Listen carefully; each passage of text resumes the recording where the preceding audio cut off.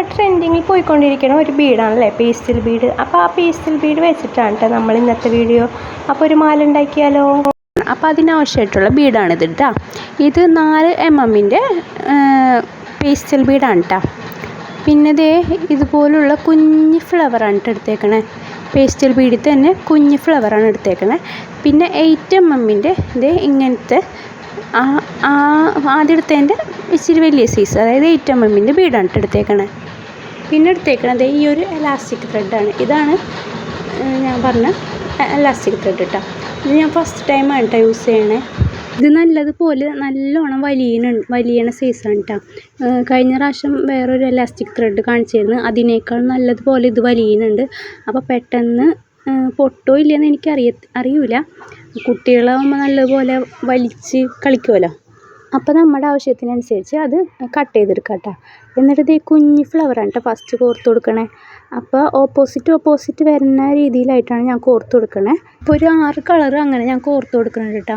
ഇപ്പോൾ ഇത് ഫസ്റ്റ് 2 എണ്ണം ഒരുപോലെ ആയതുകൊണ്ട് ഞാൻ മാറ്റി കോർത്ത് കൊടുക്കുന്നുണ്ട് കേട്ടോ. അപ്പോൾ 6 എണ്ണം ഫസ്റ്റ് അങ്ങനെ കോർത്ത് കൊടുക്കാം.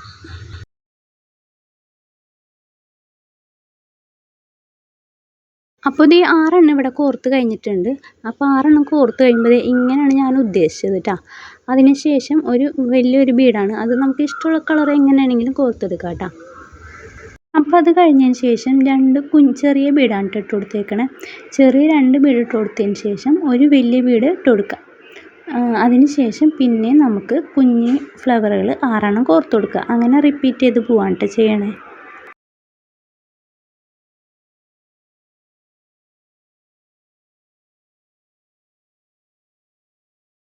അപ്പോൾ ഇത് 4 സെറ്റ് ഇവിടെ ഫ്ലവർ കോർത്ത് കൊടുത്തിട്ടുണ്ട്. അതിന് ശേഷം 2 സൈഡിലായിട്ട് ഒരു വലിയ ബീഡും 2 ചെറിയ ബീഡ്, ഒരു വലിയ ബീഡ് എന്ന നിലയിൽ കോർത്ത് കൊടുത്തിട്ടുണ്ട് കേട്ടോ. അതിന് ശേഷം നമ്മൾ 2 സൈഡിലായിട്ട് ചെറിയ ബീഡുകൾ കോർത്ത് ഇറക്കിനനുസരിച്ച് കോർത്ത് കൊടുത്തിട്ടുണ്ട്. ഇനി നമുക്കത് കെട്ടിട്ട് കൊടുക്കാം കേട്ടോ. അപ്പോൾ കെട്ടിട്ട് കൊടുക്കാൻ വേണ്ടിയിട്ട് 2 എൻഡും ഇങ്ങനെ പിടിച്ച ശേഷം ക്രോസ് ചെയ്ത് വെക്കാം. ക്രോസ് ചെയ്ത് വെച്ചതിന് ശേഷം ഒരു എൻഡ് 2 തവണ ഇങ്ങനെ ചുറ്റിയെടുക്കുക. അപ്പോൾ ഇത് ഇങ്ങനെ ഇട്ട് കിട്ടുക. ഇതേ ഒന്നുകൂടി വേണമെങ്കിൽ കാണിച്ചു തരാം. ക്രോസ് ചെയ്ത് പിടിക്കുക, ഒരു എൻഡ് എടുക്കുക, ഉള്ളിൽ കൂടെ 2 ചുറ്റുക.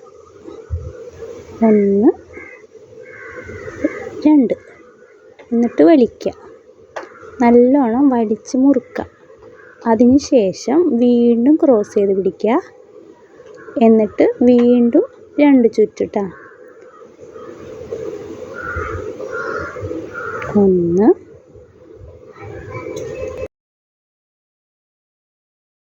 2 ട്ടാ.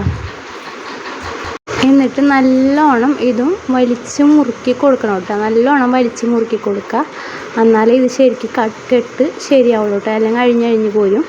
ഇപ്പോൾ ഇതേ നല്ല ടൈറ്റായിട്ട് നിന്നിട്ടുണ്ട് കേട്ടോ. ഇനി വേണമെങ്കിൽ ഒരു കെട്ടും കൂടി നമുക്ക് വേണമെങ്കിൽ കെട്ടിക്കൊടുക്കാം. പക്ഷേ ഇതിപ്പോൾ തന്നെ നല്ല മുറുകിയിട്ടുണ്ട്. അപ്പോൾ ഒരു കെട്ടും കൂടി ഞാൻ അവിടെ കെട്ടിക്കൊടുക്കുന്നുണ്ട്. ആ കെട്ട് കെട്ടിയതിന് ശേഷം നമുക്ക് ബാലൻസ് വന്ന ത്രെഡ് നമുക്ക് കട്ട് ചെയ്ത് കളയാം കേട്ടോ. അതിന് ശേഷം വേണമെന്നുണ്ടെങ്കിൽ ആ കെട്ടിൻ്റെ സൈഡിലായിട്ട് ഒരു മുത്ത് എടുത്ത് ഇട്ട് കൊടുക്കുക. അപ്പോൾ ആ കെട്ട് അങ്ങനെ കാണൂല. അപ്പോൾ ദേ നമ്മുടെ മാല ഇവിടെ റെഡി ആയിട്ടുണ്ട്. എല്ലാവർക്കും ഇഷ്ടപ്പെട്ടെന്ന് വിചാരിക്കുന്നു. ഇഷ്ടപ്പെട്ടാൽ ലൈക്ക് ചെയ്യുക, ഷെയർ ചെയ്യുക, കമൻറ്റ് ചെയ്യുക. അടുത്ത വീഡിയോയുമായി വേഗം വരാം. അതുവരെ ബായ്. Thanks for watching.